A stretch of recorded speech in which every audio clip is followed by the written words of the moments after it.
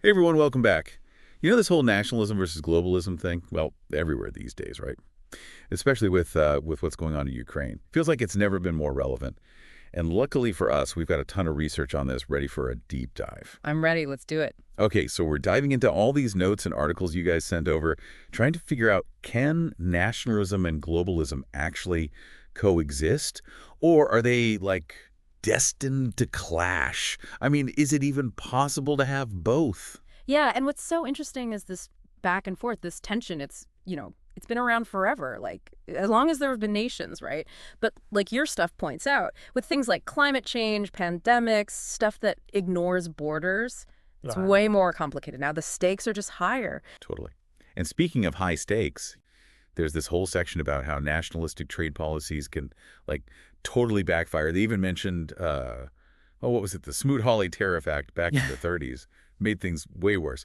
So I was wondering, is there ever a time when putting yourself first actually helps everyone in the long run? It's a good question. It's definitely not simple. I mean, think about South Korea, right? They were very internally focused for a while, sort of like a we got to get our own house in order mentality. But then because of that, they became a much more stable, reliable global partner. Okay, so sometimes the little self-focus can actually help the whole system down the line. It's not always nationalism bad, globalism good. Exactly. It's way more nuanced. And Unit 10 actually gets into that. They even mention that World Economic Forum report on trade agreements, Mhm. right? Uh, Ones where countries are definitely looking out for number one, but also, finding ways to work together. Which reminds me of that Obama quote you highlighted. Globalization is a fact. We're not going to be able to build a wall around that.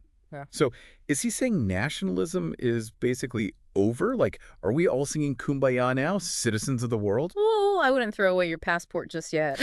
But he's definitely highlighting how interconnected everything is, right? Economically, environmentally, Right. we're tied together. But not countries still have their own identities, their own goals, their own internal stuff going on. The challenge, and it's a big one, is how to balance those individual needs within this web of global interdependence. So less about erasing national identities, more about figuring out how they fit into this bigger, kind of messier puzzle. It's like International sports. sports. Wait, how does that fit in? Well, think about it. Like the Olympics or the World Cup, you've got athletes competing for their countries, right? Tons of national pride. But at the same time, it's this global stage, this like celebration of sportsmanship and collaboration. It's both. National identity, A&D, global unity. Okay, yeah, I get it. It's the interplay, the ways they work together. That's what makes it so interesting. But let's bring it back to, countries putting their needs first. Because, like, the FOR arguments in Unit 10 made it pretty clear that kind of approach, especially with things like climate change, it's not going to work long term. Yeah. I mean, global problems need global solutions, don't they? You're absolutely right. And that's exactly where finding that balance gets really, really tricky. How do you reconcile what's good for one country with these huge global challenges, the ones where everyone has to like play on the same team? Right. So how do we find that sweet spot, the balance between me first and we're all in this together? Are there any, like, real world examples, countries where national interest and global cooperation actually work together? That is the million-dollar question, isn't it? And the against section of Unit 10 actually gets into that. They actually suggest that maybe, just maybe, nationalism and globalism aren't total opposites. And they use this example of cultural identity. I Yeah. thought it was really fascinating. Okay, I'm listening. Tell me more. So you might think nationalism is all about, preserving your own culture, right? Maybe even at the expense of others. But the text argues that a strong national identity can actually make a country more likely to engage respectfully with other cultures. Because they're secure in who they are, they're not threatened by differences. Huh.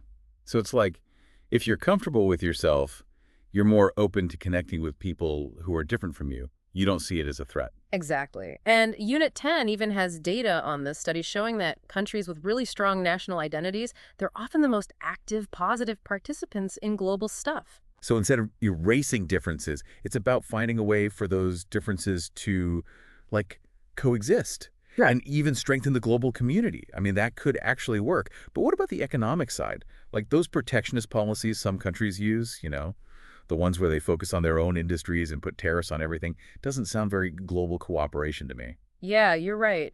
And the text does say those kinds of protectionist policies can be a big problem. They can really hurt global trade and even backfire on the countries that use them. But here's where the against argument gets even more interesting. Okay, lay it on me. What's the twist? They say a country's desire for a strong economy, like its own national economy, can actually end up aligning with global economic goals. They use those balanced trade agreements as an example, the ones from that World Economic Forum report we talked about, Yeah. remember? Those agreements, they try to find a compromise, a way to protect a country's most important industries, but also keep goods and services moving across borders, so everyone benefits, at least a little. Rising tide lifts all boats kind of thing. Finding that win-win, even if it takes some compromise. But let's be honest, not every country is out there trying to play nice, right? We see examples all the time of countries acting selfishly, even if it, like, throws global cooperation out the window. It's true. And that's what makes this whole debate so complicated and honestly, probably never ending. Yeah, Unit 10 definitely didn't give us easy answers, did it? More like a whole new set of questions. I think that's a good way to put it. But it did give us some important questions to consider. So where are we now? We talked about the good, the bad, the really complicated parts of all this. For people listening, trying to, like, wrap their heads around it all, Yeah. what are the biggest takeaways here? That's the key, right? And if you only remember one thing from this whole deep dive, let it be this. It's not about picking a side. It's not about saying nationalism wins or globalism is the future. It's way more complicated than that. We live in this messy world where both of these forces are always pushing and pulling, and we have to learn how to, navigate that. Like you said, it's about asking the right questions, even if there aren't any easy answers. The Unit 10 throws us a bit of a curveball at the end, doesn't it? With that Obama quote, globalization is a fact. Yeah. We're not going to be able to build a wall around that. It almost makes nationalism sound, I don't know, kind of doomed, like it's fighting a losing battle. Yeah, I can see why you'd say that, especially after everything we've talked about with how connected everything is, all these global problems. But remember what else the text said about how a strong national identity, if it's done the right way, it doesn't have to hurt global cooperation. It can actually make it stronger. So maybe it's not about building walls or tearing them down. Maybe it's more like building bridges. Bridges, I like that. Bridges that let all kinds of things flow.